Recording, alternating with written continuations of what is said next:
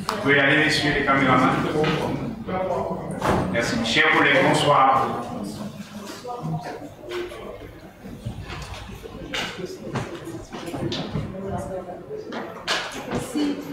Je vais demander à notre collègue Cindy Anna Salon, qui est la plus jeune d'entre nous, si elle est d'accord pour assurer ce soir le secrétariat et nous faire l'appel.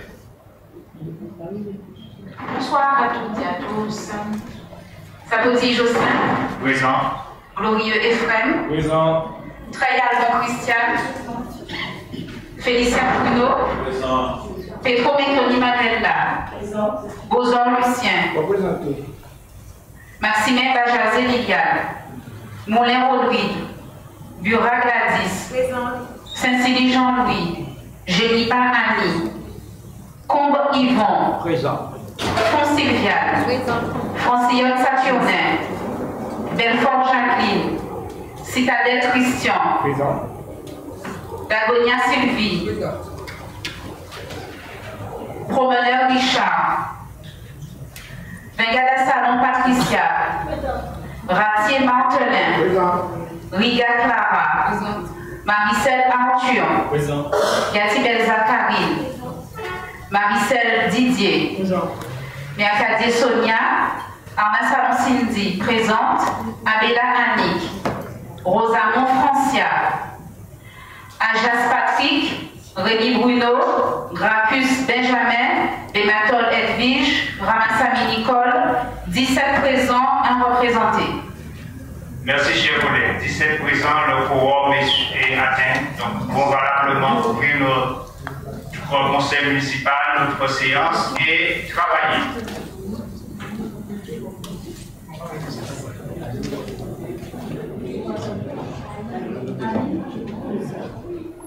Donc, chers collègues, je vous propose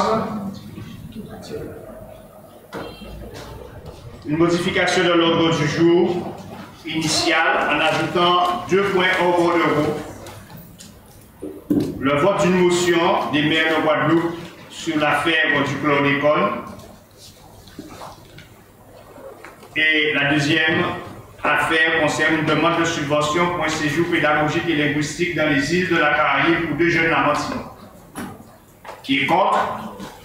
Qui s'abstient? Donc l'ordre du jour modifié à l'unanimité des présents.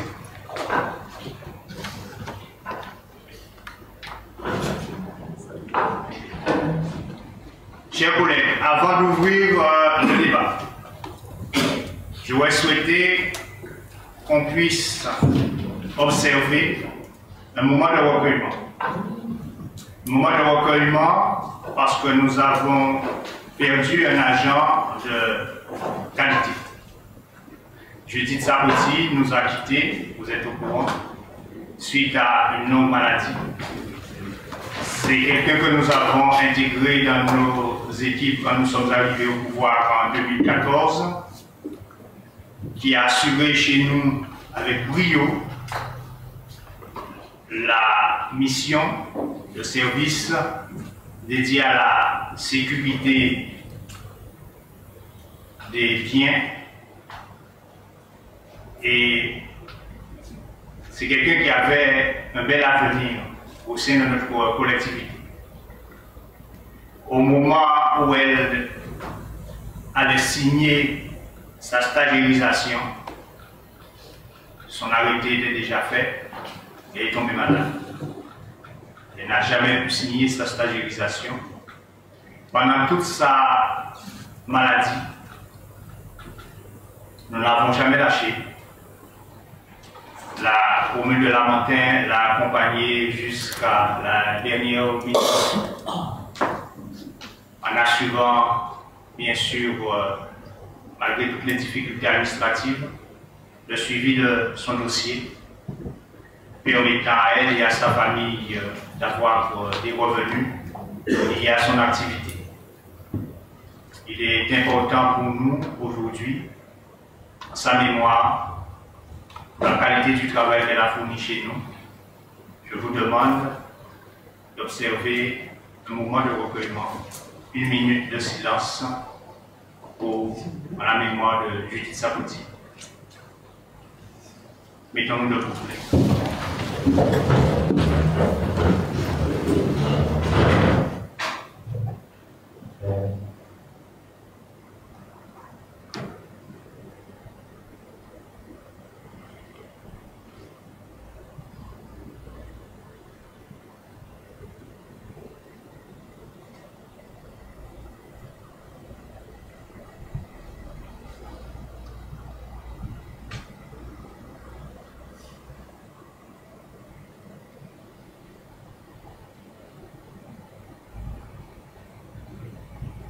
Merci, chérie.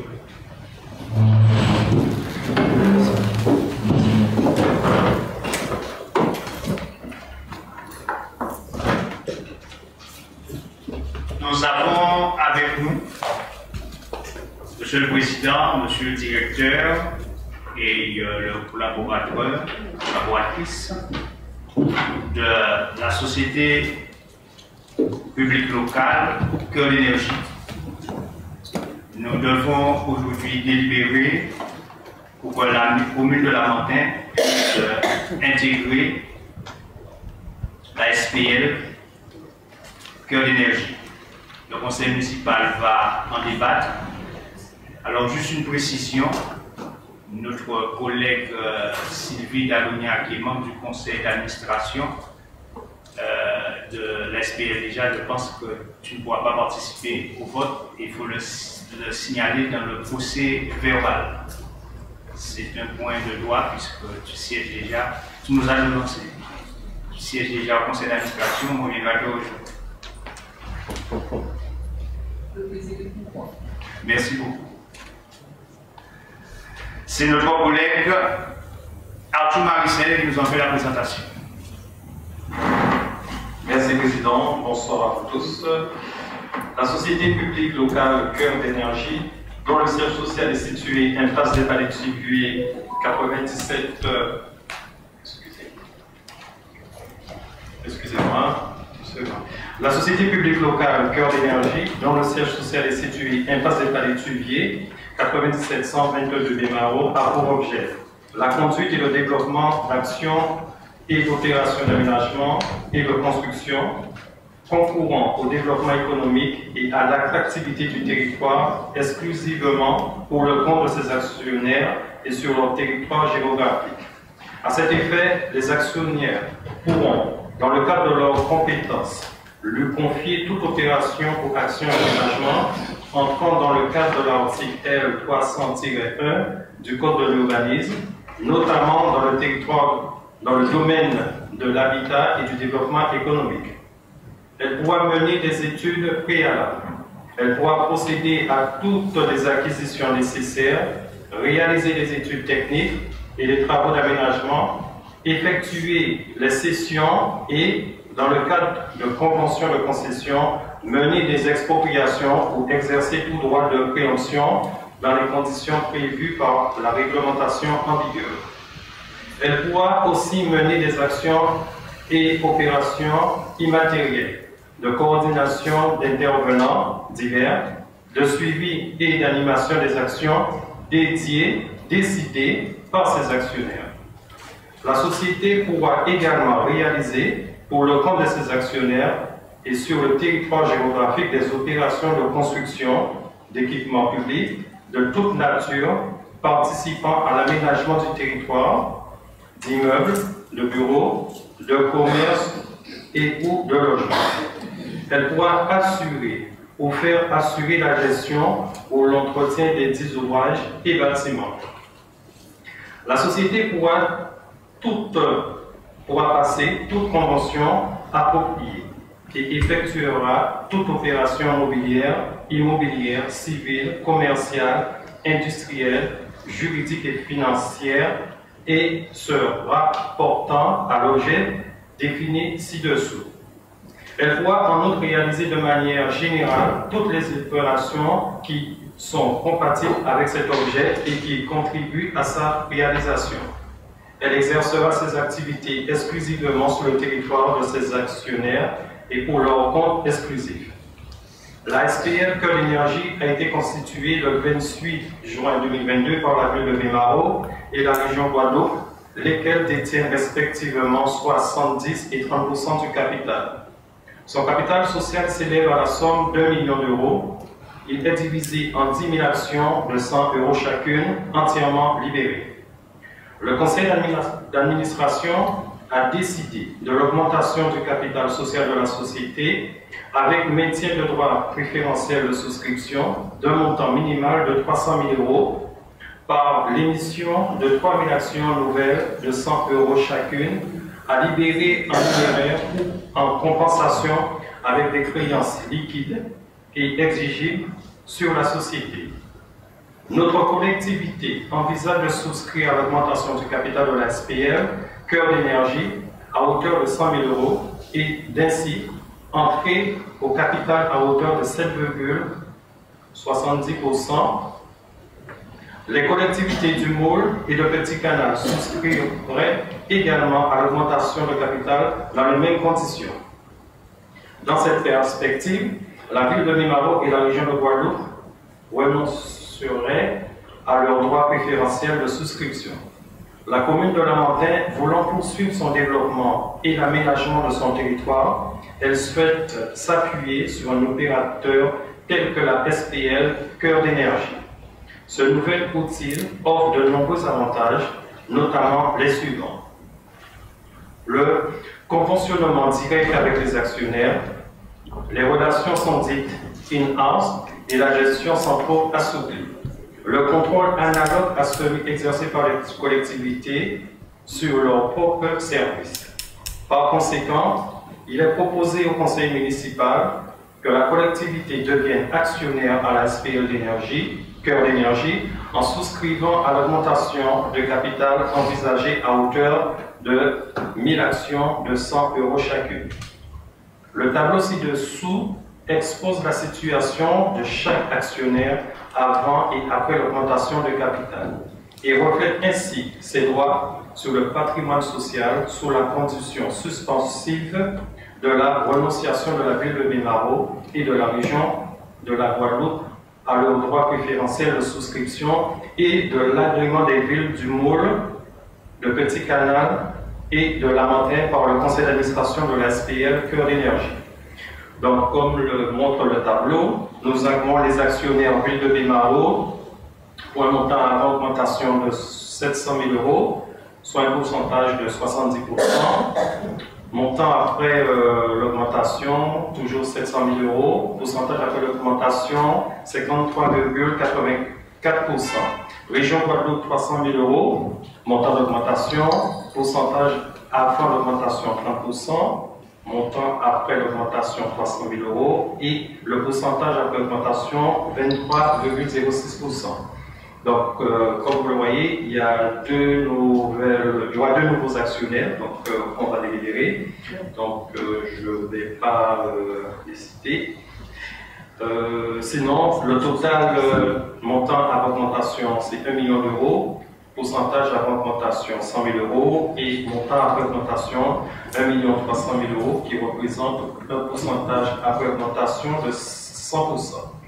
Le conseil d'administration compte 10 sièges. La ville de Baie-Mahault dispose de 7 sièges et la région Guadeloupe dispose de 3 sièges au conseil d'administration. Si les collectivités du Moule, de Petit Canal et de Lamentin souscrivent à l'augmentation de capital à hauteur de 100 000 € chacune et sous réserve de leur agrément, le nombre de sièges sera porté à 13. Notre collectivité disposera de sièges au conseil d'administration. Par conséquent, Monsieur le maire propose au conseil municipal de donner son accord à la prise de participation par la collectivité au capital de la SPL, dont les caractéristiques ont été exposées ci-dessus et dont les statuts sont joints à l'annexe, et de désigner ses représentants au conseil d'administration et d'assemblée générale. Merci, chers collègues. Donc, avant de passer au débat, je laisse bien sûr la main aux représentants de la SPL Cœur d'énergie pour une présentation de la SPL. Vous avez la parole, mes chers invités.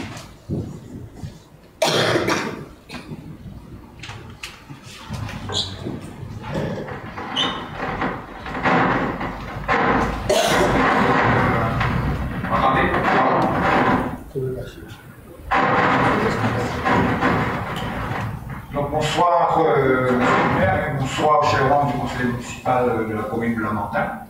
Donc je suis Monsieur Tony Mousse, donc président de la SPL Cœur d'énergie, et je suis accompagné de Monsieur Oudier Stache, qui est le directeur général, et de Madame Cindy Pontaret, qui est la responsable des affaires générales. Donc en fait, la SPL Cœur d'énergie, donc elle est toute récente, créée le 28 juin 2022, qui est le fruit d'une réflexion de 10 ans de la municipalité de Bimao en concertation à un certain moment avec la région Guadeloupe. Donc on peut bien comprendre la transition. Et donc, de manière opérationnelle, donc on a commencé en septembre 2022 et comme l'a expliqué M. Marissel à travers la lecture de la délibération, donc c'est une société au capital de 2 millions d'euros actuellement, avec une part de 70% de la ville de Bimao et de 30% de la région Guadeloupe. Alors, qu'est-ce qu'une SPL? Alors, c'est un dispositif qui a été créé par le législateur par sa loi du 28 mai 2010, donc qui permet la création de ces sociétés publiques locales qu'on pourrait comparer à des SEM, la CEMAC, à la différence près. Il y en a deux différences majeures. La première, comme il a été expliqué, le périmètre d'intervention, c'est le territoire des actionnaires, uniquement le territoire des actionnaires. Et la deuxième différence significative, et qui est surtout intéressant pour les municipalités, c'est ce fameux contrôle analogue. Donc on a un certain contrôle, ce qu'on n'a pas forcément quand une collectivité prend part à une SEM. Donc ce contrôle analogue, parce qu'en fait la SPL c'est une prolongation des services, on va dire, de la collectivité, donc assujetti au même contrôle que les services de la ville. Troisième différence, c'est aussi, comme j'aime à le dire, c'est les SPL, ce sont des accélérateurs de projets. En ce qui concerne notamment la SPL Cœur d'énergie, accélérateur de projets d'aménagement, parce que les SPL ont d'autres périmètres d'intervention. Maintenant, on parle même de création de SPL hospitalière, de SPL universitaire. Et donc, à la particularité d'être consulté sans publicité ni mise en concurrence, c'est-à-dire que la municipalité a un projet d'aménagement. Il suffit de passer en commission, en assemblée délibérante, le conseil municipal ou commission permanente en ce qui concerne la région par exemple, que ça soit validé dans ces assemblées délibérantes et le projet d'aménagement est confié directement donc à la SPL. Donc c'est le modèle dit in-house qui permet déjà cette rapidité, cette réactivité par rapport au projet d'aménagement. La SPL Cœur d'énergie est composée aussi de personnes compétentes. qui ont plus de 10 ans d'expérience, en tout cas dans le domaine de l'aménagement et dans les collectivités locales. Donc voilà, un peu résumé ce que c'est qu'une SPL. Donc je passe la parole au directeur général, M.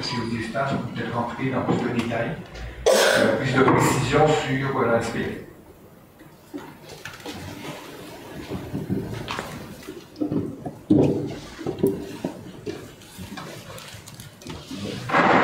Merci, Président. Bonsoir à tous. Donc, je suis Olivier Eustache, le directeur général de la SPL depuis qu'elle a été créée, avec un long passé dans le domaine de l'aménagement, puisque bon, je suis l'ancien directeur général de l'aménagement de la ville de Limao et ancien chef de projet de l'opération de rénovation urbaine de Pointe-à-Pitre et auparavant, j'étais également chef de projet de la rénovation de Boissard. Donc, je voulais surtout insister sur le fait que, et je crois que le président l'a bien exposé, c'est que l'avantage de ce type de structure, c'est de pouvoir conventionner directement. Alors, je rappelle que si vous voulez aujourd'hui conventionner avec une SEM comme la CEMAG, la Seine-Saint-Marc, vous êtes obligé de monter un dossier de consultation et de lancer un appel d'offres pour retenir cet opérateur-là. À travers la SPL, vous êtes dispensé, enfin les collectivités qui sont actionnaires de la société publique locale est dispensée de cette procédure. Donc du coup, on peut gagner entre 6 et 8 mois de procédure et en même temps faire des économies financières, parce que derrière, lorsque vous lancez une consultation, cela suppose un certain nombre de dépenses pour la collectivité. Le deuxième élément qui me semble aussi intéressant, et je crois que le président l'a dit, c'est effectivement ce qu'on appelle le contrôle analogue. Donc depuis le 13 décembre, on a instauré au niveau de la société une charte de contrôle analogue. Alors le contrôle analogue se fait à deux niveaux, évidemment à travers les administrateurs, donc tous les administrateurs qui sont au sein du conseil d'administration et qui représentent les collectivités exercent un contrôle sur la société à travers ce conseil d'administration, mais il y a une deuxième étage, en tout cas qui est déjà instauré avec les deux actionnaires, qui est le comité technique, et là où effectivement les administratifs de la région, et plus précisément les deux directeurs généraux de la région et de la ville de Limao se rencontrent pour justement superviser l'activité de la société et mettre des avis notamment sur les dossiers qui sont soumis, au conseil d'administration. Donc ce qui fait que ça, je dirais que ça facilite un petit peu le travail des administrateurs et des élus. Alors, je dois également vous dire que depuis quelque temps, puisque effectivement, lorsque la société a été créée, elle a été avec deux actionnaires, la région et la ville de Limao, parce qu'il y avait un projet commun, la Technopole de Monderla. Puisque bon, sur cette opération-là, les deux collectivités sont légitimement liées, mais ce qu'on a constaté depuis la création de la société, il y a un engouement de d'autres collectivités pour rentrer dans le capital de la société, parce que ces collectivités-là, dont le Lamentin, parce que ces collectivités-là ont compris l'intérêt effectivement de pouvoir conventionner beaucoup plus rapidement et de pouvoir exercer ce contrôle, puisqu'on considère que la société, en fait, c'est effectivement un prolongement des collectivités actionnaires. Donc il y a trois collectivités aujourd'hui qui souhaitent entrer, donc la vôtre, le Moule, Petit Canal. Donc pour cela, il a fallu que le conseil d'administration de la société agrée votre candidature. C'est ce qui a été fait le 28 février. Voilà, le conseil d'administration effectivement a validé l'agrément des trois collectivités, dont celle de Lamentin. Et ce soir même, donc, la ville de Limao délibère sur l'agrément de ces trois nouvelles collectivités en renonçant à ce qu'on appelle le droit préférentiel de souscription, c'est-à-dire que lorsque vous faites une augmentation de capital, systématiquement, les actionnaires initiaux doivent bénéficier de cette augmentation. Et pour éviter cela, donc, il y a deux possibilités. C'est soit on supprime le droit préférentiel de souscription, ou soit les collectivités renoncent. Donc la ville de Baie-Mahault, ce soir, va renoncer à son droit préférentiel de souscription, justement pour permettre aux 3 autres collectivités de pouvoir bénéficier de cette augmentation. Petit Canal devrait délibérer soit le 17, soit le 24, le Moule à la fin de ce mois-ci, et la région a deux fenêtres de tir, soit le 21 pour une commission permanente pour effectivement délibérer aussi elle sur son droit préférentiel, ou alors ça se fera en tout cas à la fin du mois de mars à travers une plénière. Donc ce qu'on a convenu au sein du conseil d'administration, c'est que l'Assemblée générale, parce qu'une fois que toutes ces procédures-là sont enclenchées, il faut aussi que l'Assemblée générale de la société puisse délibérer et valider définitivement votre adhésion. Et là, pour l'instant, on a arrêté la date du 25 avril. C'est pourquoi le timing est vraiment très serré, de manière à ce que, avant les vacances en tout cas, que la procédure d'augmentation de capital soit bouclée avec les nouvelles collectivités. Voilà ce que je tenais à vous dire. Merci.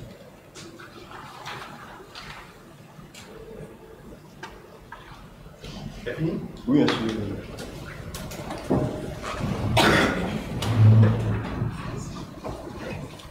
Chers collègues, le débat est ouvert. Est-ce qu'il y a des questions? Madame Rosa, mon cher collègue. Bonsoir, le représentant. Je suis un peu inquiète sur certaines choses concernant ce projet. Notamment, je souhaiterais savoir est-ce qu'il y a eu une rupture avec la SCPHLM, dont nous sommes également actionnaires, d'une part.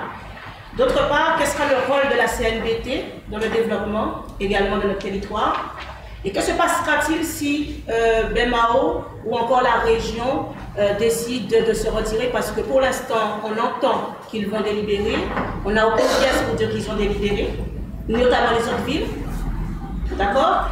Et la société actuelle qu'on nous présente date de l'année dernière. Donc est-ce que la société peut nous dire déjà, depuis 2022, qu'est-ce qu'elle a déjà réalisé?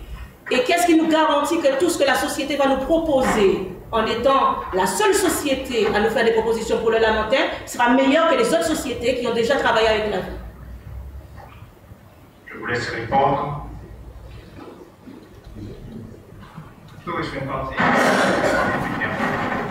Merci.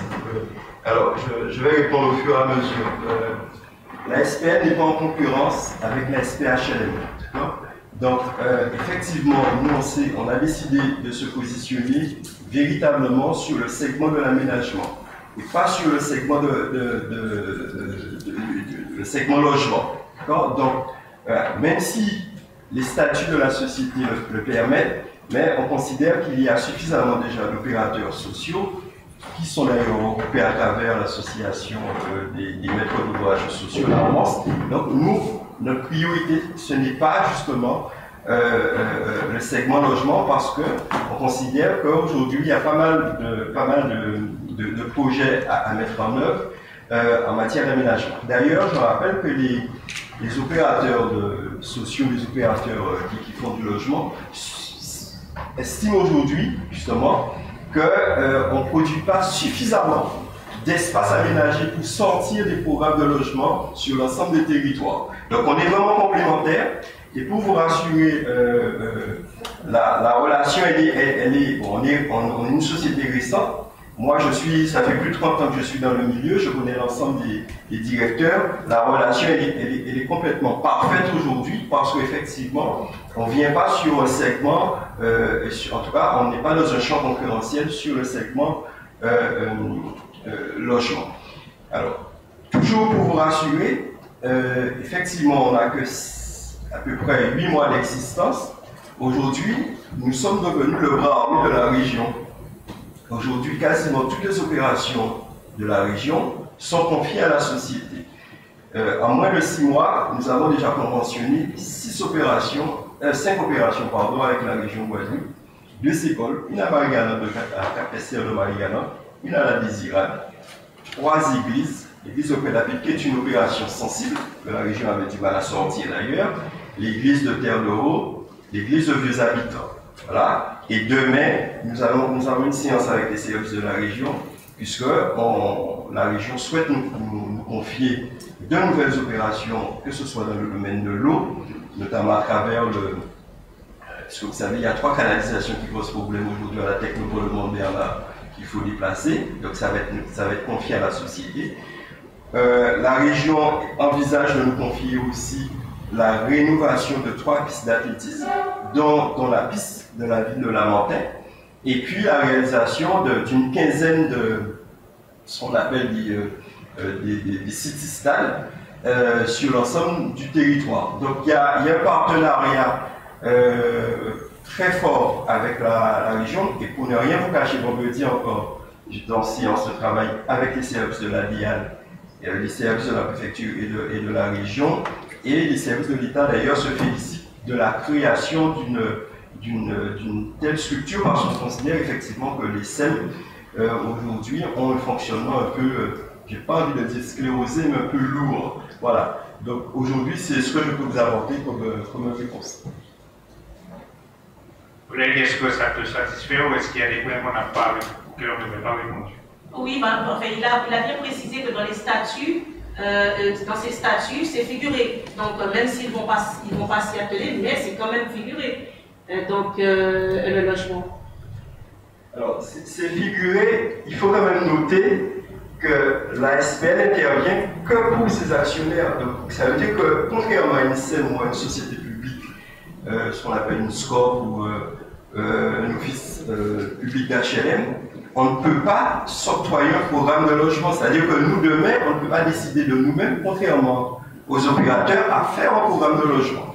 Si une commune nous demande de faire une opération de logement, là, on fera l'opération de logement pour la collectivité. Mais comprenez bien que la SPL ne peut pas faire ce qu'on appelle des opérations propres. On ne peut pas décider d'acheter un terrain nous-mêmes et faire un programme de logement. Voilà. Donc on intervient vraiment à la demande de la collectivité ou des collectivités actionnaires. Je pense qu'il a répondu à toutes les questions, sauf si... Oui, après j'ai une pour vous. Laquelle? Oui. Alors, compte tenu de ce projet qui intéresse le territoire du Lamentin, et faisant partie également du conseil municipal de la ville, étant intéressé par tout le développement de la ville, le parti souhaiterait savoir dans quelle mesure est-ce que nous, on pourra suivre le dossier, soit en qualité de suppléant ou accompagnateur. Je n'ai pas très bien compris. Suivre le dossier, c'est-à-dire... Donc, vous avez un représentant de la ville du Lamentin? Oui. Est-ce qu'on peut devenir suppléant? Il n'y a pas de suppléant. Alors, comment on va suivre les dossiers? Bien, est-ce qu'aujourd'hui vous suivez les dossiers de la SPHLM? Je ne leur ai pas parlé. Non, est-ce qu'aujourd'hui vous suivez les dossiers de la SPHLM? Je sais qu'on est actionnaire et je suis. Sinon, je ne leur ai pas parlé, Monsieur le Président. Non, mais je veux dire... non, vous avez bien compris, Président.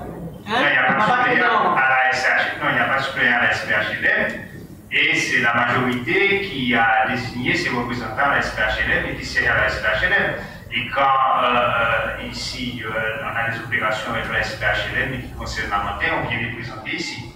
La CEMAC, c'est pareil. Nous sommes actionnaires à la CEMAC. Il n'y a pas de membres de la minorité qui suit et qui contrôle les dossiers de la CEMAC. Mais quand nous avons des opérations avec la CEMAC, ces opérations-là sont présentées ici au conseil municipal.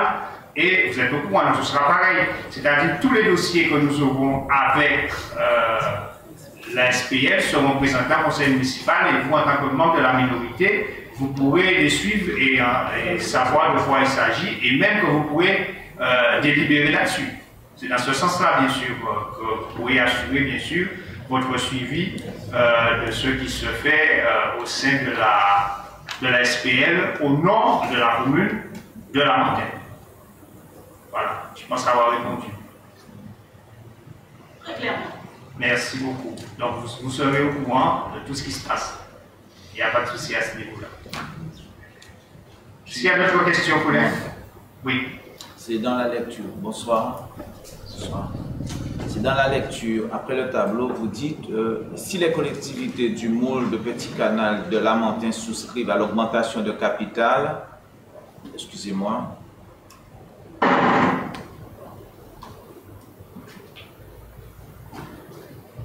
de capital à hauteur de 100 000 € chacune et sous réserve de leur agrément. Qu'est-ce que ça veut dire? Parce que je n'ai pas très bien compris l'expression sous réserve de leur agrément. Alors, c'est bien ce que je disais tout à l'heure. Pour entrer dans le capital de la société, il faut que les nouveaux actionnaires soient agréés par le conseil d'administration de la société. Ça a déjà été fait. Et vous serez encore à nouveau agréés par l'Assemblée générale, qui est prévu le 27. D'accord. Merci beaucoup. Y a-t-il d'autres questions, collègues? J'ai une question. Juste une question. J'ai vu la région, j'ai vu la ville de Bémao, bientôt Moule, Petit Canal d'Amantin, puis du département.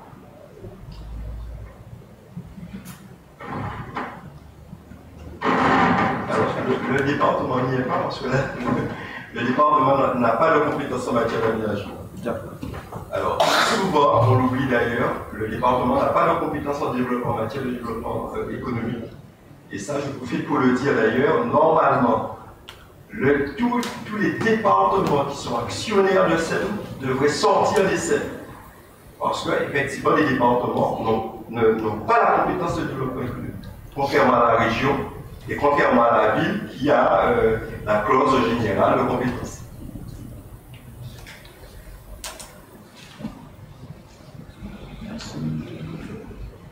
Très bien. S'il n'y a pas d'autres questions, collègues, on doit désigner notre représentant, un représentant au conseil de l'Assemblée générale et un représentant au conseil d'administration. Donc ce sera dans la même délibération quand vous allez voter. Donc je vous propose le collègue Arthur Maricel pour siéger à la fois à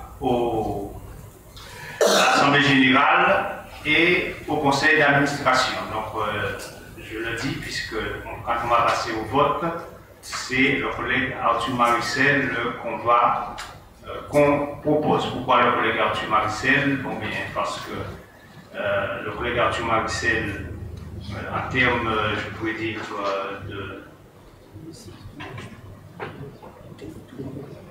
d'aménagement du territoire, siège déjà au CIMEG, il suit déjà un certain nombre de dossiers, et pour qu'il y ait une continuité, pour qu'il y ait du sens, voilà, un collègue qui soit déjà au fait d'un certain nombre de choses, je pense que, d'ailleurs je pense que c'est le collègue Maricel qui a eu des premiers contacts avec vous, si je ne me trompe pas, et c'est suite à ces démarches que voilà, vous avez pu prendre contact aussi avec nous.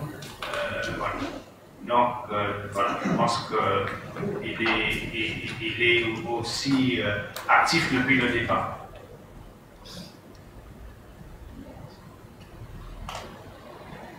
Donc on va passer au vote, collègue. Donc on vote à la fois pour adhésion et pour la nomination du collègue Maricel. Qui est contre? Qui s'abstient? Combien?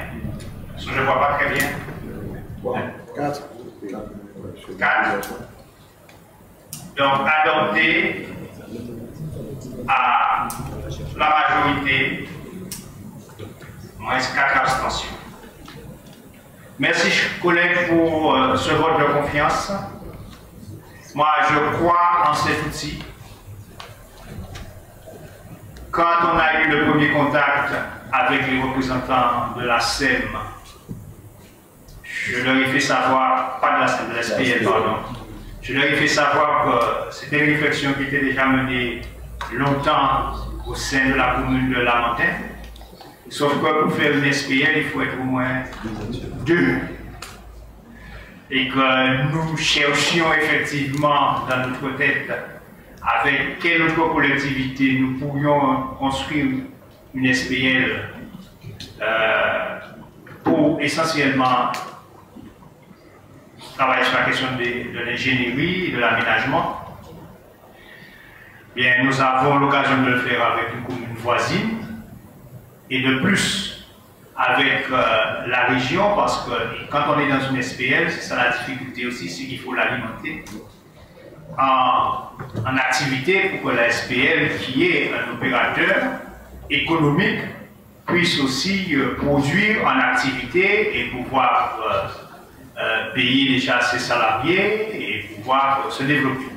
Donc nous sommes sûrs que plus nous serons nombreux au sein de la SPL, et j'entends qu'il y a 2 autres communes qui vont y adhérer, plus il y aura bien sûr matière à faire travailler et prospérer la SPL, qui est un outil, on n'a pas dit, certes, qui facilite, qui accélère, le président l'a dit, c'est un accélérateur de projet, mais qui normalement diminue les coûts d'ingénierie et d'études. Et c'est l'une des raisons essentielles voilà, qui nous a motivés, nous, à être actionnaires de la SPL. C'est que surtout, nous allons pouvoir bénéficier de l'ingénierie de la SPL à moins de coûts. Et que sur les projets et je pourrais dire, les actions de la SPL sur le territoire de la montagne in-house, comme on dit, on ira beaucoup plus vite. Et quand j'entends que c'est la SPL qui a la réflexion ou la réhabilitation de la piste d'athlétisme de la montagne, je suis heureux. Pourquoi? Parce que sous le premier projet présenté par la région et le projet revu et corrigé par la ville de la montagne, il y a à porter des améliorations. Donc nous serons entre nous. Et ce sera beaucoup plus facile pour nous de pouvoir étudier quelle est la bonne réhabilitation qu'il faut faire pour la piste d'athlétisme et ainsi modifier le projet initial pour qu'il puisse correspondre réellement à nos besoins. Donc pour moi, c'est une très bonne nouvelle de savoir que nous allons pouvoir faire ça in-house, comme on dit. In-house, c'est voilà, à la maison, entre nous. Voilà. Voilà. Très bien.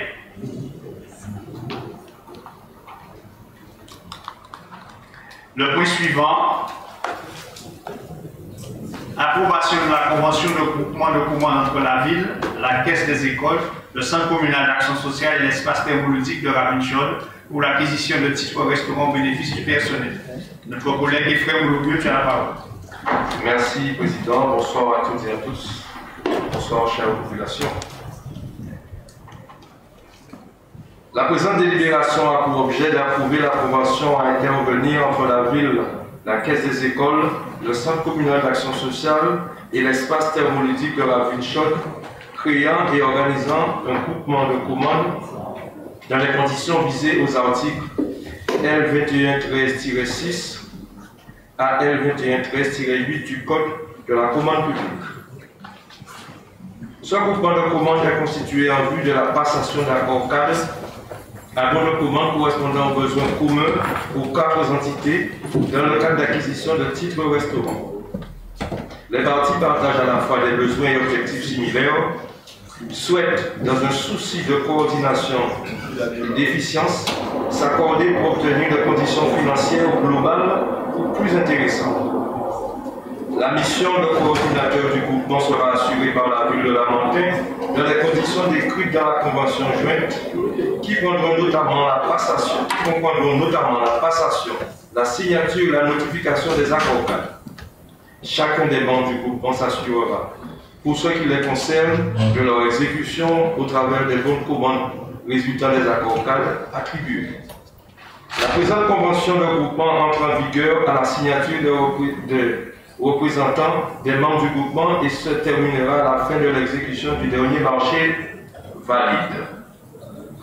Une procédure de remboursement sera mise en place entre la caisse des écoles, le centre communal d'action sociale et l'espace thermoludique conformément à la convention de groupement des marchés établie entre les 4 structures.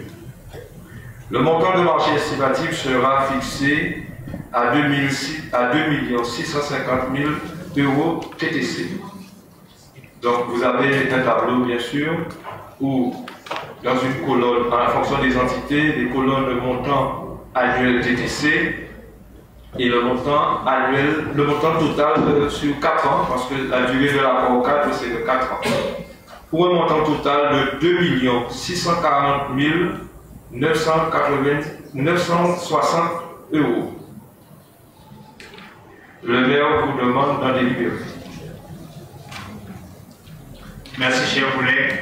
Donc, cette délibération est une délibération, je pourrais dire, d'ordre et qui répond à une obligation réglementaire, administrative, légale, puisqu'il ne faut pas oublier que la Caisse des écoles, l'espace thermoludique de Ravine-Chaude et le CCAS sont des entités avec personnalité juridique, personnalité morale distincte de la mairie. Donc, si la mairie doit faire des achats au nom et lancer des procédures d'achat au nom de ces collectivités, il faut absolument qu'il y ait une convention de groupement de commandes entre la ville et les autres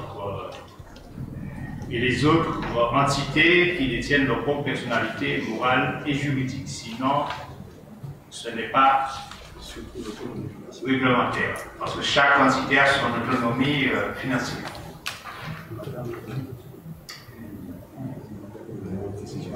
Madame Megan, vous portez des précisions. Madame Megan, vous avez la parole.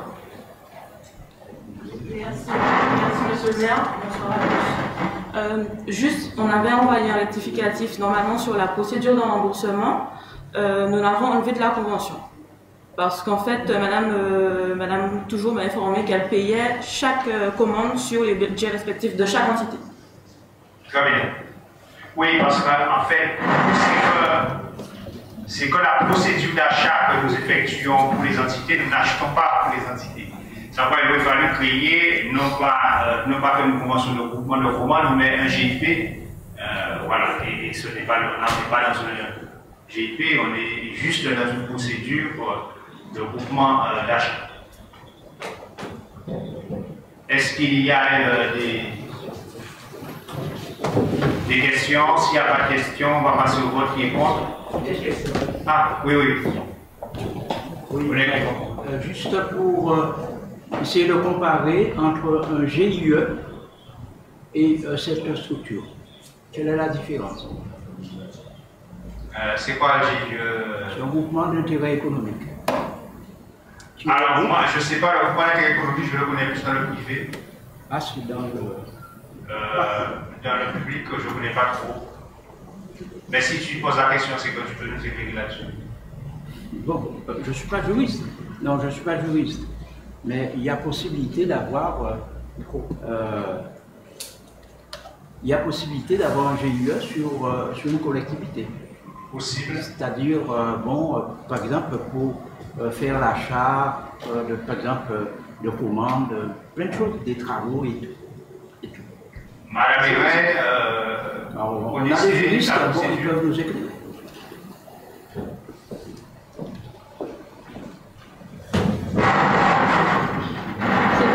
C'est vrai que le terme GIE donc, ne me dit pas, je connais les groupements d'intérêt public qui concernent. C'est vrai que je ne pourrais pas apporter de précisions sur les groupements d'intérêt économique. Mais en ce qui nous concerne, créer un groupement d'intérêt économique serait une procédure bien plus lourde pour nous. Et en fait, il s'agit juste d'une convention qui nous permet de passer un achat groupé et de bénéficier de prix concurrentiels plus avantageux.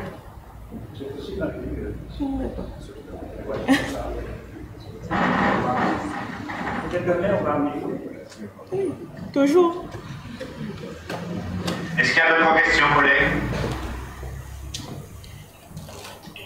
S'il n'y a pas de questions, on passe au vote qui est contre, qui s'abstient. Adopté. Il n'y a pas d'abstention, non? Non, ok. Adopté à l'unanimité. Merci, chers collègues.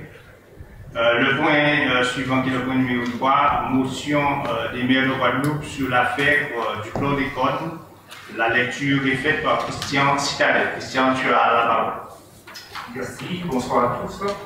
Les maires de Guadeloupe, réunis en Assemblée générale extraordinaire le 18 janvier 2023 à la mairie de Pointe-à-Pitre, sur convocation du président de l'Association des maires de Guadeloupe, MG, M. Jocelyn Sapoti, considérant que plusieurs rapports d'organismes publics, d'experts scientifiques, de parlementaires, au sein d'une commission d'enquête, ainsi que l'ordonnance de non-lieu elle-même, ont établi la réalité d'une pollution massive au chlordécone, affectant les terres, les eaux, une bonne partie de la faune des régions de Guadeloupe et Martinique. Considérant que l'ordonnance de non-lieu, prononcée le 2 janvier 2023 par les magistrats instructeurs du tribunal judiciaire de Paris, qui a été rendu public récemment, est perçue par la population comme un délit de justice. Considérant que les résidus de chlordécone sont encore présents dans de nombreux produits agroalimentaires, considérant que le chlordécone est un perturbateur endocrinien et classé cancérogène potentiel par l'OMS depuis 1979, considérant que de nombreuses études rendues publiques ont mis en exergue les risques sanitaires liés à la contamination chlordécone, cancer, malformation congénitale, infertilité, problèmes neurologiques ou encore système immunitaire affaibli, considérant que l'étude épidémiologique de l'INSERM menée par le professeur Pascal Blanchet et le docteur Luc Multinier et publiée dans un rapport intitulé Prostate a démontré que dans nos régions, le risque de développer le cancer de la prostate serait 20% plus élevé que partout en France. Considérant que l'État a failli à la mission de santé publique définie par la linéa 11 du préambule de la Constitution du 27 octobre 1946, en ces termes, la nation garantit à tous, notamment à l'enfant, à la mère et aux vieux travailleurs, la protection de la santé, la sécurité matérielle, le repos et les loisirs, considérant les responsabilités qui incombent aux maires en matière de santé publique, notamment en cas de crise majeure alimentaire en l'espèce, considérant que le périmètre des terres contaminées par le chlordécone est largement supérieur à celui indiqué par la cartographie des instances officielles et s'étend quasiment à l'ensemble du territoire guadeloupéen, décide de tout mettre en œuvre pour réaliser l'unité sans faille avec la société civile et avec tous les élus de la Guadeloupe et de la Martinique afin d'entreprendre toute action utile pour convaincre l'État de reconnaître sa responsabilité dans le scandale du chlordécone et d'adopter une loi d'indemnisation, de prévention et de dépollution et de transition vers un modèle agricole durable et respectueux de l'environnement. D'inscrire dans le document d'information communale sur les risques majeurs, le DICRIM, les mesures d'information, de prévention, de protection et de conseil pour préserver la santé, niveau de risque sur la commune, démarche, réflexe.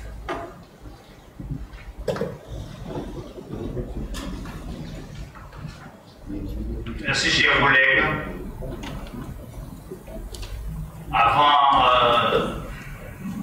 d'entamer les explications, est-ce qu'il y aurait des questions, chers collègues, sur la démarche?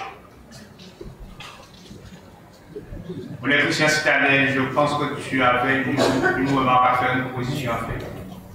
Oui, j'avais une remarque à faire concernant l'étude épidémiologique de l'INSERM, qu'on puisse rajouter la date de l'étude.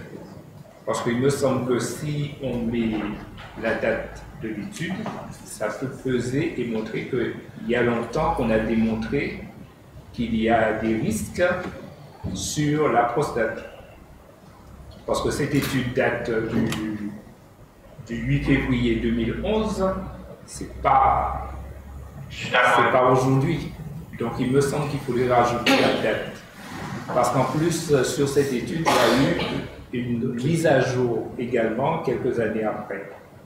Donc à mon avis, il paraît important de mettre la date et ne pas citer seulement l'étude sans préciser que cette étude date de quelques années, de 12 ans précisément. le collègue Citadel propose qu'on puisse ajouter, modifier la motion en ajoutant la date de l'étude de l'INSEM qui est du 8 février 2011. Du 8 février 2011, vous notez, puisque on va réécrire la motion en la modifiant. Est-ce qu'il y a d'autres collègues qui voulaient ajouter quelque chose ou dire quelque chose? Une question, Président. Oui, vas-y. Est-ce que l'ensemble des maires de la Guadeloupe, sans exception, étaient au rendez-vous? Alors, lors de cette plénière, on n'avait pas tous les maires, mais je pense qu'on avait la majorité. On avait la majorité, on avait, je crois, on avait combien de maires? 27 maires. On avait 27 maires sur le 32. Et 4 représentés. Et 4 représentants. Et 4 représentés. Donc il en manquait un seul. Et il y a d'autres questions, collègues? Ou est-ce qu'il y a des collègues qui veulent apporter une précision? Oui. Merci, Président. C'est juste pour comprendre. Donc là, c'est une motion qu'on est en train de prendre. Donc là, si on porte des corrections aujourd'hui, donc au niveau de chaque commune aussi, ils doivent avoir le même document, si je comprends bien. Alors, on est sur un principe qui est la libre administration des collectivités. Donc, on ne peut pas imposer à une collectivité, en fait, dans ce cadre-là, sauf dans des cas où la loi oblige qu'on ait des délibérations conformes, c'est-à-dire prises dans les mêmes termes. Là, on est dans un domaine quand même assez politique. Ce qui est important, c'est que le cœur du sujet soit le même, c'est-à-dire les orientations soient les mêmes. 1. La reconnaissance par l'État de sa responsabilité. 2. La mise en œuvre de mesures pour la dépollution des terres. 3. La mise en œuvre de mesures pour accompagner les personnes et indemniser les personnes qui sont touchées par le chlordécone. Et le 4e point, inscrire-nous, ce n'est pas neutre, inscrire dans le document d'ICRIM le risque chlordécone. Ce point-là a été analysé par les avocats.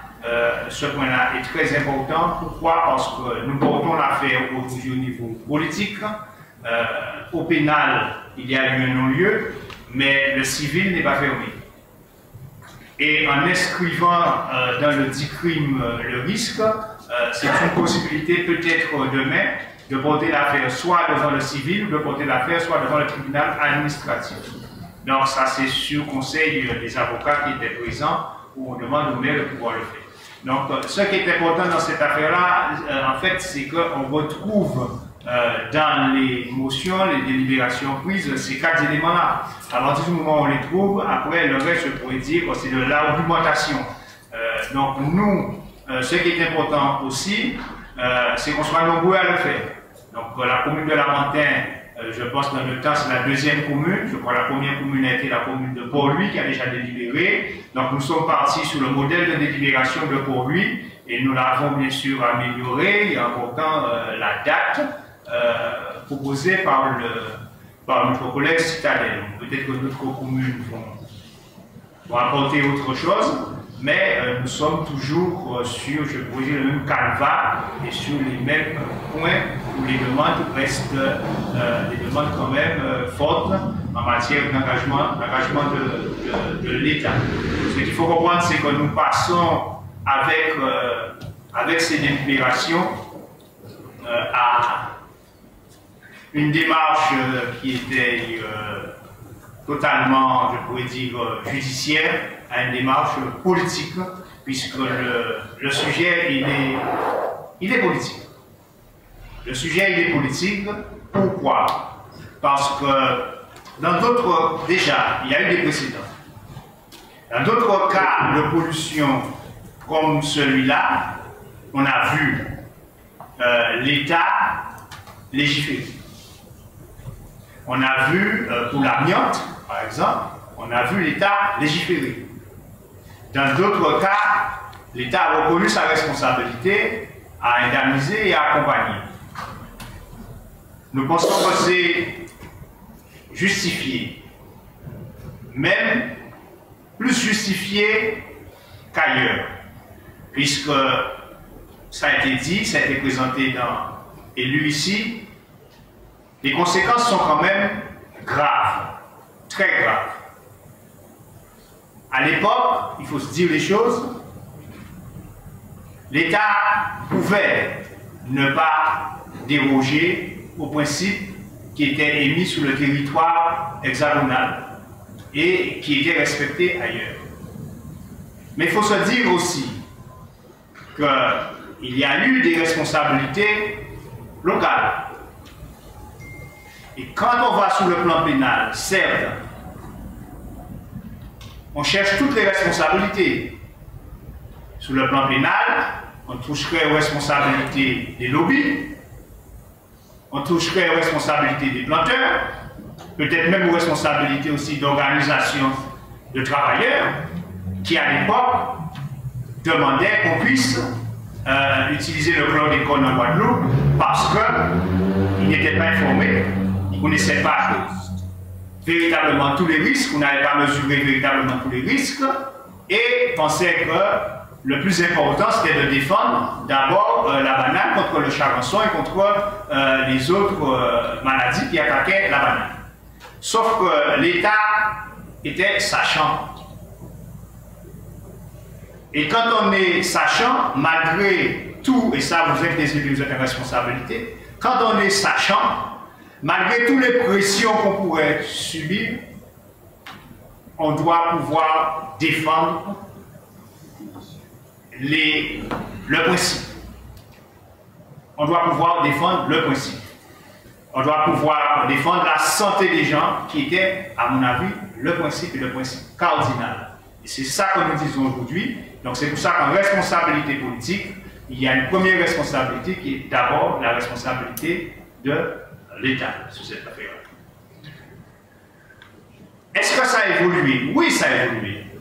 D'ailleurs, il y a eu un rapport du Sénat dernièrement qui reconnaît que ça a évolué, mais qui reconnaît que malgré les évolutions, c'est nettement insuffisant. Qui reconnaît que les différents plans chlordécone qu'il y a eu ne répondent pas réellement à ce qu'il faut faire pour accompagner les gens, pour dépolluer, pour financer la recherche sur la molécule. Donc, on peut dire que oui, l'État a déjà agi. Et moi, je prends mes responsabilités en disant que le gouvernement actuel, c'est celui qui a déjà fait le plus pour la lutte contre le chlordécone. Mais ce n'est pas suffisant. Ce n'est pas suffisant. Nous devons continuer à réclamer et à nous battre. Même si je reconnais et on reconnaît qu'ils ont fait des choses. Le plan chlordécone 4, c'est le meilleur, mais c'est quand même toujours pas suffisant. Et ce qu'on veut, c'est qu'on puisse inscrire dans la loi la reconnaissance de l'État. Parce que jusqu'à maintenant, toutes les mesures prises en charge par l'État, plan chlordécone 4, etc., programme Jaffa, comme vous entendez, et les mesures où l'État prend en charge le dépistage, où vous allez faire dépister, hein, c'est gratuit, etc. Tout ça, ce sont des mesures administratives. C'est bien. Sauf que demain, on change de gouvernement, il ne veut plus continuer, il change sa politique, arrête. Par contre, si on l'inscrit dans la loi, c'est plus pareil. Et c'est ça que nous demandons, c'est qu'on puisse l'inscrire dans la loi. Et si on l'inscrit dans la loi, l'État a une obligation, parce que les tiers peuvent agir pour faire appliquer la loi et obliger l'application de la loi. Donc c'est ça la démarche. Ce n'est pas une démarche aujourd'hui, je pourrais dire, une démarche foncièrement contre l'État. Nous ne sommes pas dans une démarche aujourd'hui contre l'État, nous sommes dans une démarche pour dire, vous devez faire mieux. Vous devez faire mieux et nous avons droit à mieux et nous avons droit surtout à une reconnaissance par la loi de l'obligation de l'État de faire.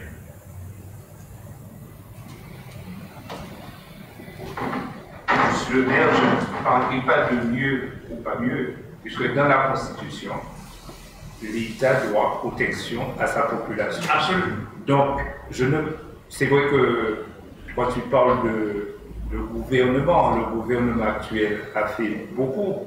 Enfin, je ne dis pas beaucoup. A fait plus. Non, moi je ne vais pas raisonner comme ça, je dirais que c'est de la responsabilité de l'État. Point. Et il y a la continuité de quel que soit le gouvernement à protéger sa population, à protéger quelle que soit la population. Donc, je ne prendrai pas cette posture politique, mais je dirais simplement c'est de la responsabilité de l'État. L'État doit prendre ses responsabilités, quel que soit le gouvernement. Ça, c'est mon avis. Mais tu me rejoins. Pour avoir cette continuité, il faut qu'il y ait une reconnaissance par la loi qui oblige l'État à cette continuité. Parce que s'il n'y a pas de reconnaissance par la loi, la continuité, elle existe si tu veux par la Constitution, comme je suis d'accord avec toi. Elle existe, mais il faut qu'on ait une loi qui la reconnaisse et qui oblige à le faire et qui peut permettre un tiers à agir si l'État ne fait rien. Est-ce qu'il y a un collègue qui voulait ajouter quelque chose? Donc, sous l'adoption de cette motion, qui est contre, qui s'abstient, motion adoptée donc à l'unanimité. Donc, cette motion sera transmise, bien sûr, à plusieurs niveaux, à l'ensemble des maires de la Guadeloupe, au président de l'Association des maires de France, aux instances étatiques et à l'ensemble des parlementaires qui nous représentent. Dernier point à l'ordre du jour, chers collègues,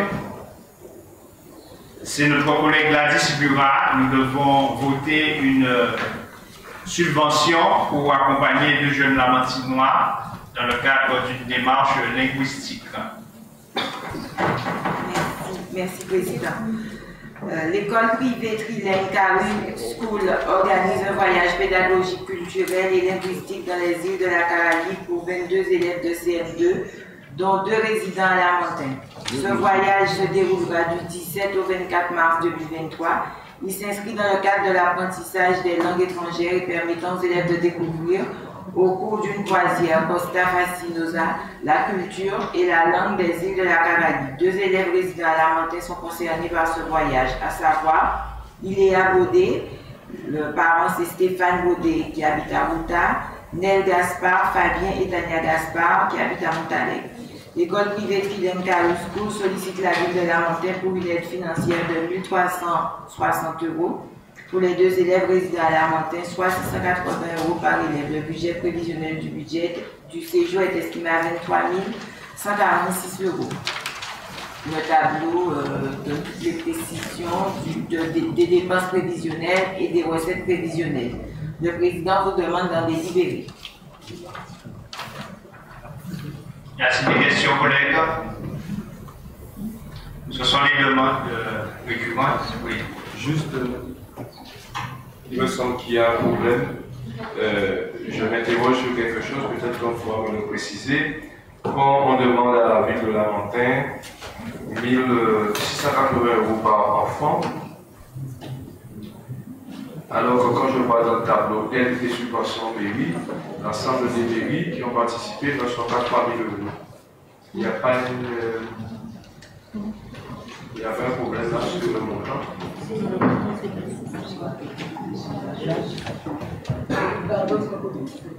En fait, quand le dossier est arrivé très tardivement, le dossier est arrivé en fin de semaine dernière, et comme les enfants doivent partir le 17, mais on va dès demain, on va se rapprocher de l'école pour avoir beaucoup plus de précision par rapport au montant qui a été demandé aux autres collectivités. Alors qu'est-ce que tu proposes? Est-ce qu'on maintient en vote ce chiffre-là? Parce que quand ce sera fait. 680? Non. C'est 680. Oui, mais par rapport aux autres communes, quand tu as l'intégralité des autres communes qui sont à 3 000 € de participation, ça te fait 1 600 €, ça te fait à une seule commune, mais la moitié de ce que les autres communes ont payé. C'est ça qu'il me manque de précision. Voilà. Ça veut dire que la commune de Lamentin, par enfant, donnerait plus, mais c'est une liberté. On est libre de donner plus que les autres.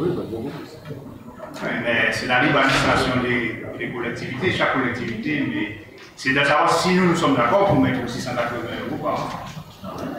La deuxième question, c'est combien d'enfants qui parlent? 2. Au départ, il y en avait à Lamentin Et il y a 22 enfants qui parlent. Ce que le collègue Glorieux veut dire, c'est que dans la rubrique, dans la aide et subventions mairie, on aurait dû avoir 22 fois 680 € et que nous prenions en charge notre part qui s'élève à 1350 €. Je suis pas d'accord avec vous. Vous êtes en train là de bafouer la règle de la libre administration des collectivités. Chaque collectivité met ce qu'elle veut. Nous, à la Montagne, on met 680. Une autre collectivité qui veut mettre 300, met 300. Une autre qui veut mettre 1000, veut 1000. Une autre qui veut payer l'intégralité, paye l'intégralité. C'est la libre administration des collectivités. On n'est pas obligé de se mettre d'accord sur un montant et qui est égal. C'est pas un projet commun. Si c'est un projet commun que les collectivités montrent entre elles, les collectivités conventionnent sur le projet, décident que chaque collectivité participe à la hauteur de 10%, 20%, 30%, là c'est pas pareil. Mais là c'est un projet où chaque collectivité accompagne des familles. Et ça, c'est pas la première fois que ça se produit, je vous dis. C'est la première fois que vous le voyez, mais c'est pas la première fois que ça se produit. De nombreuses fois, c'est la première fois que vous le voyez, mais c'est pas la première fois que ça se produit. Président, ça veut pas dire que les 20 autres enfants sont dans 20 communes. Dans la même commune. Non, mais peu importe. Peu importe. C'est que nous devons établir, nous sommes souverains ici, là, le niveau de notre participation. Et le niveau de participation est en fonction, messieurs, de la capacité des parents et non par le niveau de la participation des autres groupes.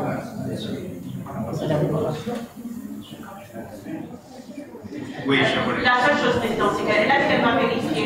Donc si on vote aujourd'hui, ce montant-là, et qu'elle revient avec un autre montant, le gouvernement. Alors, si on voit avec les parents, que soit les parents veulent participer ou avaient déjà prévu de participer davantage, là ça se pose. Et que le montant que la mairie devrait mettre est moins. On prendra une délibération pour annuler celle-là et pour voter, remplacer. On sait faire ça, on a l'habitude de faire ça. C'est pas un problème. Mais il est important de prendre cette délibération pour permettre aux enfants de voyager. Toute la question c'est de savoir est-ce que nous sommes prêts à mettre 680 € pour permettre aux enfants de participer à un voyage linguistique par enfant. C'est ça la vraie question.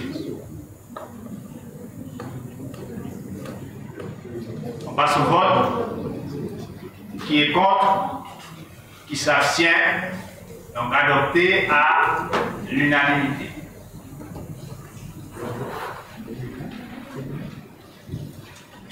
Ça me permet de dire quelque chose, collègue. Là, je parle pour le collègue de la Dispura et le collègue Citadel. Il y a eu la Covid. Aujourd'hui, ça coûte cher de voyager, c'est onéreux. Mais il faudrait penser dans le temps. Le contexte aujourd'hui, je peux dire, n'est pas très favorable à ça.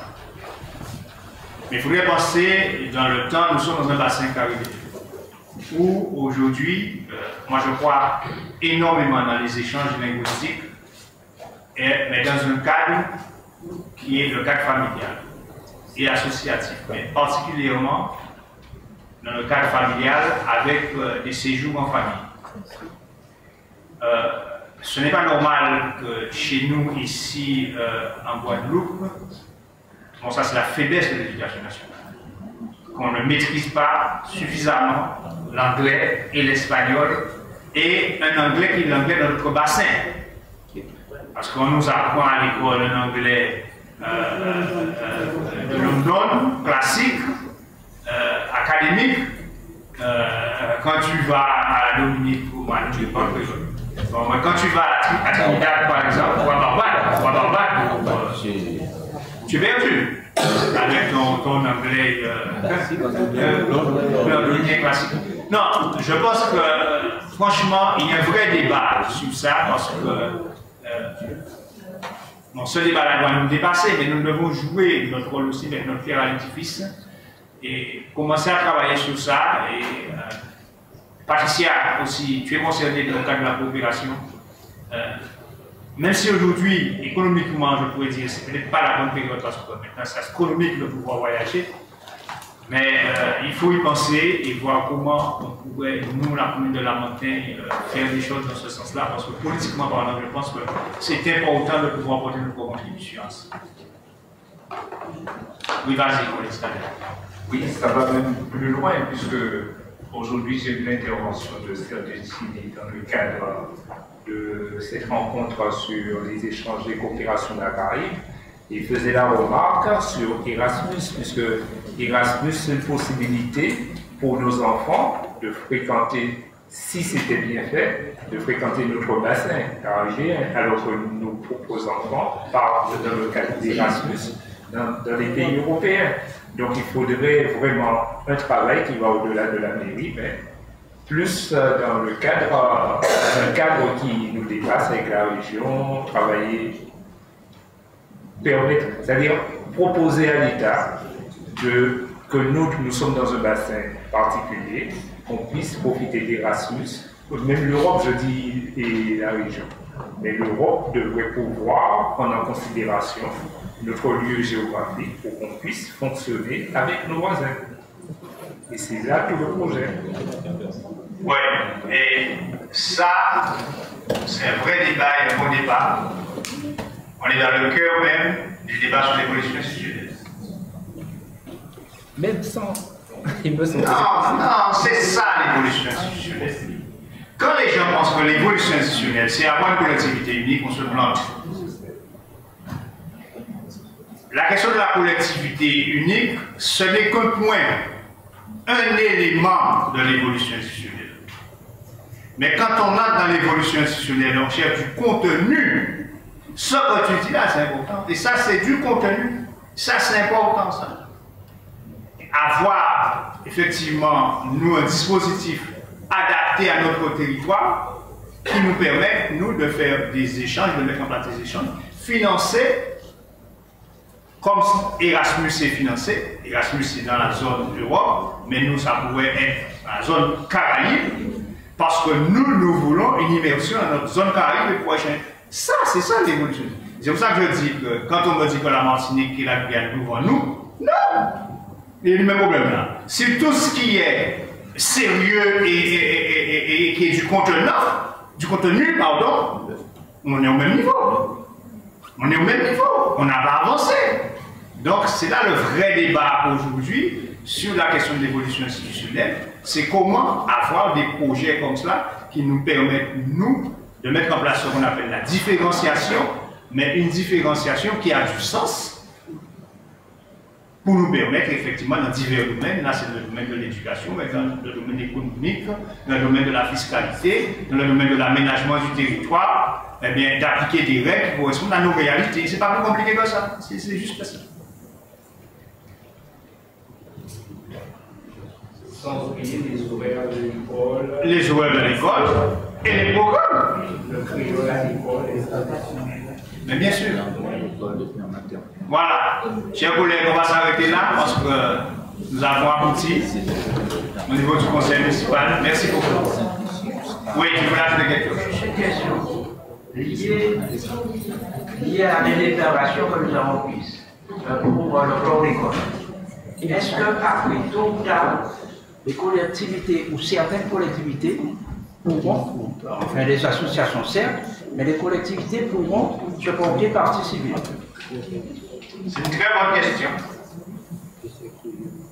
C'est peut-être la suite. C'est peut-être la suite.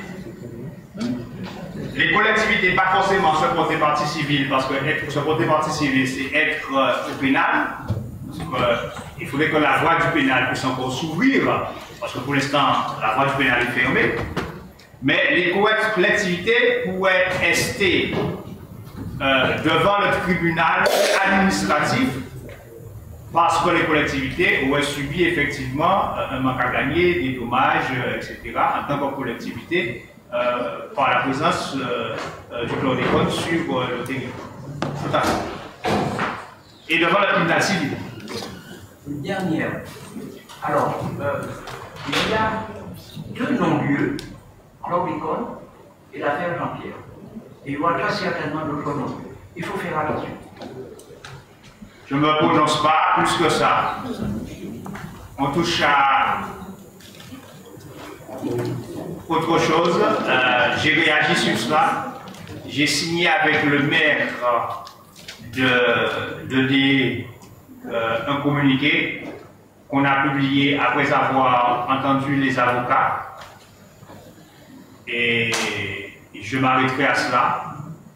Nous, ce que nous réclamons, c'est qu'il y ait justice. Justice pour tous. Et qu'il y ait justice. Et que permettre justice, c'est le respect d'un certain nombre de procédures. Et c'est surtout faire en sorte qu'il y ait un débat contradictoire et que justice se fasse.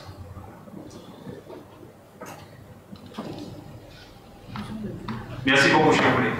Merci, Président. D'accord.